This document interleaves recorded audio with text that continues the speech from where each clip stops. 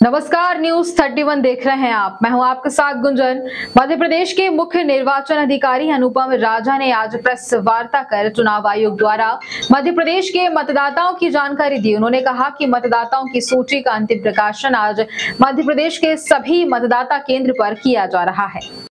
मध्य प्रदेश की 230 विधानसभाओं में 64,523 मतदाता केंद्र हैं, जिन पर ये कार्य किया गया है। अनुपम राजन ने मतदाता वोटरों की जानकारी देते हुए कहा कि मध्य प्रदेश में जो एक्टिव वोटर हैं उनकी टोटल संख्या 5,60,60,925 है।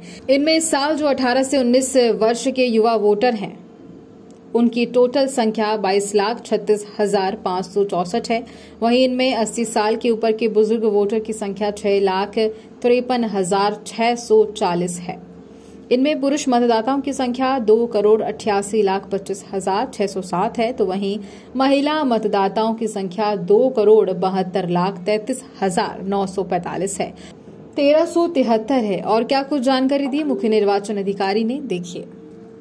मतदाता सूची का अंतिम प्रकाशन आज मध्य प्रदेश में सभी मतदान केंद्रों पे किया जा रहा है। 64,523 मतदान केंद्र हैं। आज की जो स्थिति है उसके हिसाब से हमारे जो जनरल इलेक्टर्स हैं, जो सामान्य मतदाता जिनको हम कहते हैं, उनकी संख्या 5,60,60,925 है। यदि हम राउंड फिगर में देखें तो लगभग 5,60,00,000 मतदाता हमारे हैं, जिनमें पुरुष मतदाता मेल जो इलेक्टर्स हैं वो 2,88,00,000 हैं। मैं सिर्फ करोड़ की बात कर रहा हूँ। महिला मतदाताओं की संख्या 2,72,00,000 है। जो थर्ड जेंडर मतदाता हैं उनकी संख्या 1,373 है। हमारे जो ओवरसीज मतदाता हैं, जो विदेशों में रहते हैं, उनकी संख्या 99 है। जो हमारे सर्विस वोटर्स हैं, जो लोग आर्मी में और सेना में हैं और उनको भी पोस्टल बैलेट के माध्यम से मतदान की सुविधा होती है, उनकी संख्या 75,304 है। तो सभी प्रकार के जो हमारे इलेक्टर्स हैं उनको यदि हम टोटल करें, उनको मिला दें, तो ये संख्या जो मध्य प्रदेश में निर्वाचकों की संख्या है, जो इलेक्टर्स की संख्या है, वो 5,61,36,229 होती है। 5,61,36,229 हमारे कुल मतदाता हैं, हर कैटेगरी को मिला देते हैं। इसमें जो हमारे 80 प्लस के मतदाता हैं उनकी संख्या 6,53,640। 100 प्लस के मतदाताओं की संख्या 5,124 है।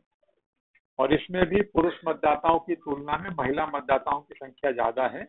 यदि लगभग 1,500 पुरुष मतदाता हैं 100 प्लस के, तो 3,500 से अधिक हमारी महिला मतदाता। जो हमारे दिव्यांग मतदाता हैं उनकी संख्या 5,05,146 है। ये दोनों श्रेणी महत्वपूर्ण इसलिए हो जाती है, 80 प्लस और दिव्यांग।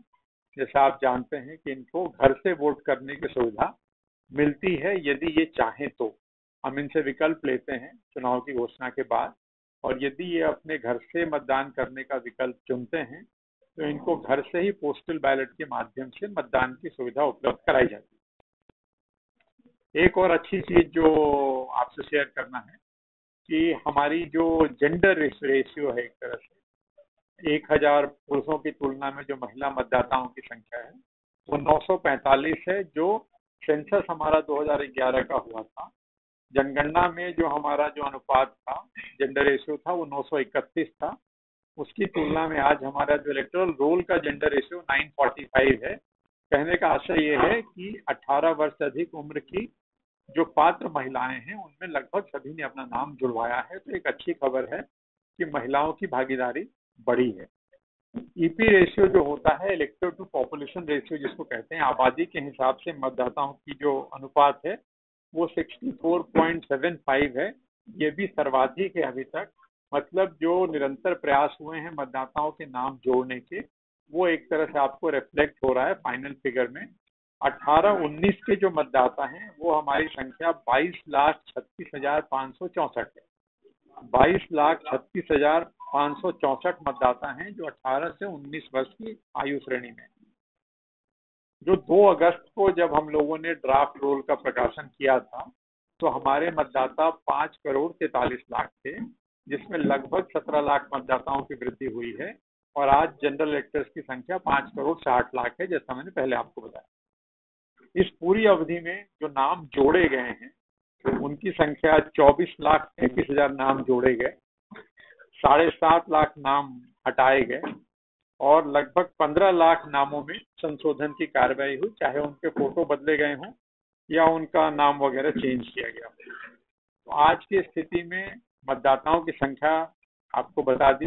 मतदान केंद्र हमारे 64,523 हैं और निर्वाचन संबंधी जो कार्रवाई इलेक्टोरल रोल से संबंधित है, वो एक तरह से अंतिम प्रकाशन के साथ पूरी हो गई है। अभी भी नाम जुड़ेंगे। इसमें जो वैधानिक स्थिति है वो ये है कि जो नामांकन होता है, जो नॉमिनेशन की जो आखिरी तारीख होती है नाम निर्देशन पत्र लेने की, उस आखिरी तारीख तक नाम जुड़ते हैं।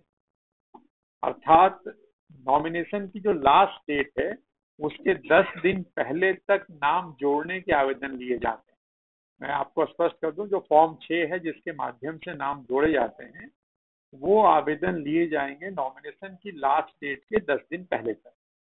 जहां तक नाम हटाने का प्रश्न है, जो फॉर्म 7 से होता है, चुनाव की घोषणा के साथ जिस तारीख को भी चुनाव की घोषणा होगी, उस तारीख के बाद फॉर्म 7 जो प्राप्त होंगे उन पे कोई कार्रवाई नहीं होती।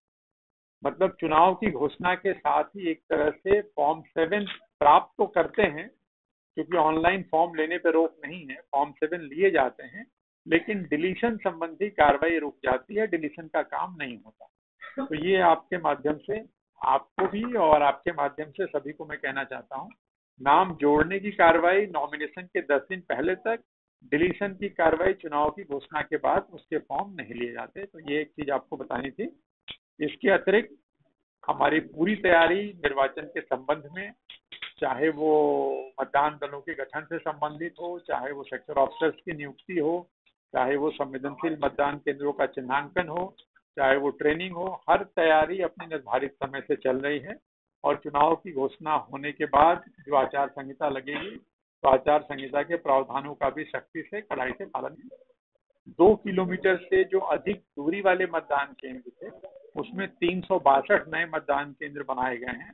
अर्थात मतदाता को ज्यादा नहीं चलना पड़ेगा, उसको 2 किलोमीटर से कम चलना पड़ेगा। तो मतदाता की सुविधा का विशेष ध्यान रखा गया। इसी तरह की तमाम अपडेट्स के लिए News 31 पर बने रहिए। नमस्कार।